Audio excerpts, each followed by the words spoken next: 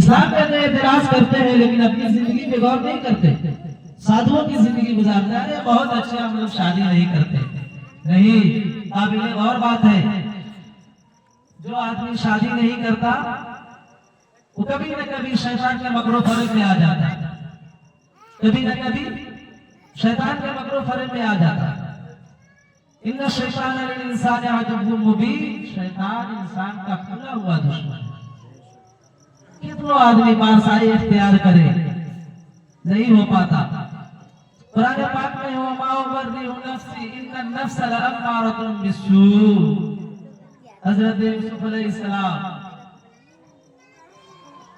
قرآن پاک میں ذکر ہے وما ابرئ نفسی، میں اپنے نفس کی برات ظاہر نہیں کرتا. ان النفس لامارۃ بالسوء.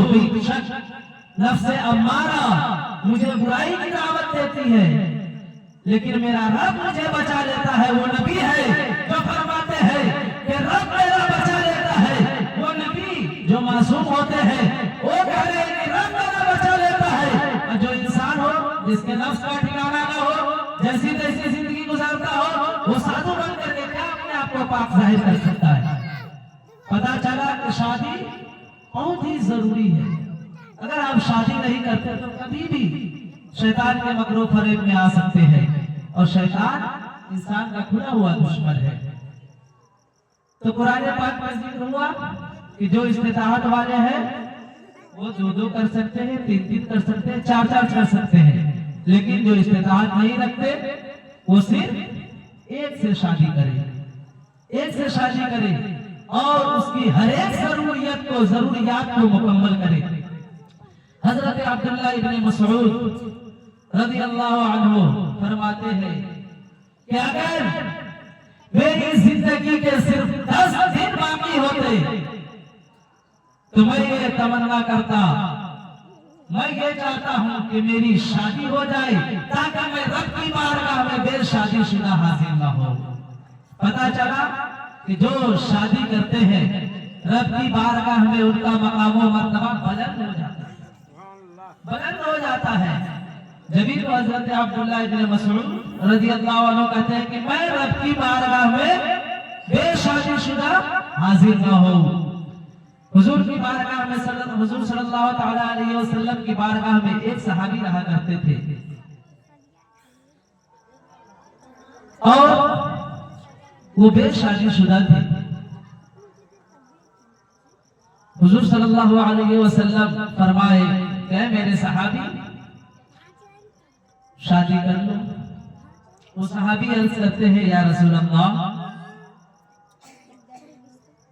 میں اگر شادی کر لیتا ہوں تو پہلی بات تو یہ کہ میں آپ سے دور ہو جاؤں گا، کیونکہ میری ذمہ داری بڑھ جائے گی، اہلیہ کی ذمہ داری. پھر اس کے بعد رب کی نعمت برکت میرے گھر میں آ جائے گی، ان کی محبت، آپ کی محبت.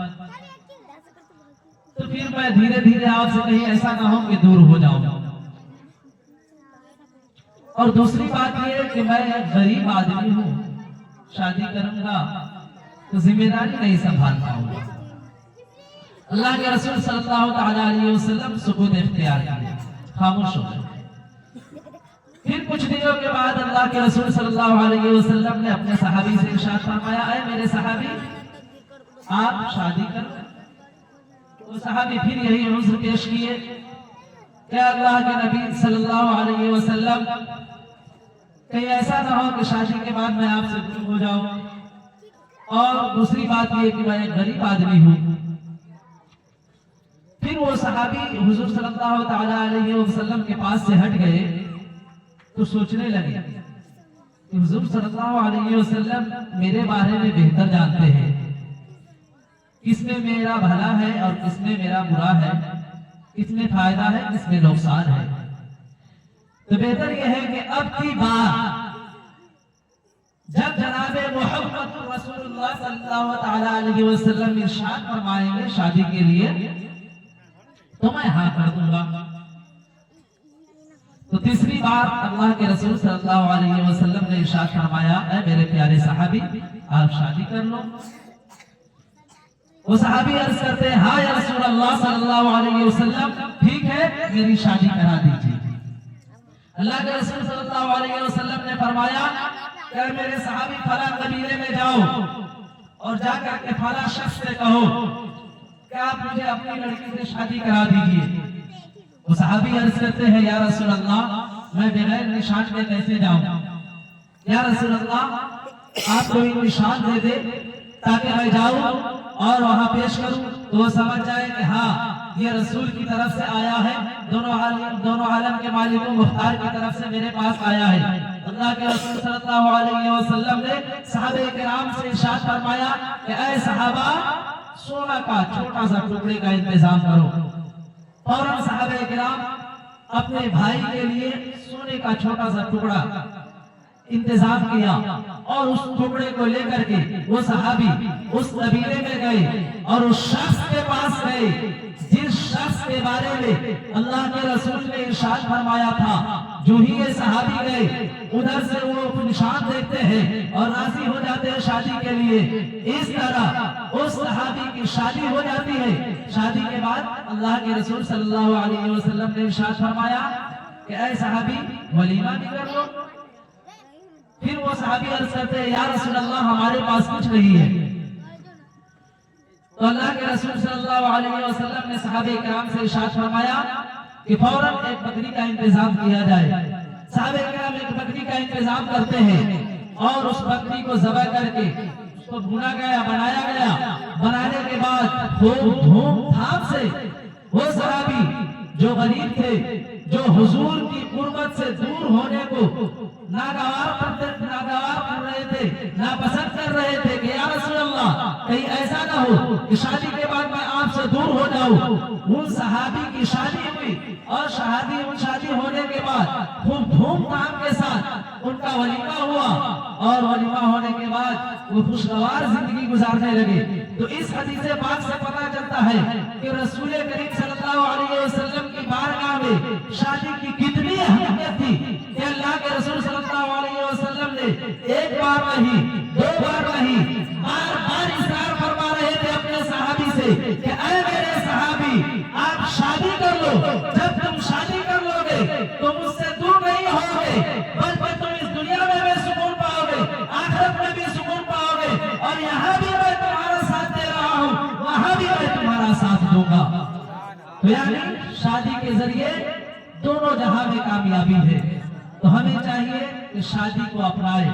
جو جس استطاعت کے لائق ہے اللہ تبارک و تعالی نے جس طرح نوازا ہے انہیں چاہیے کہ اپنی استطاعت کے مطابق شادی کریں.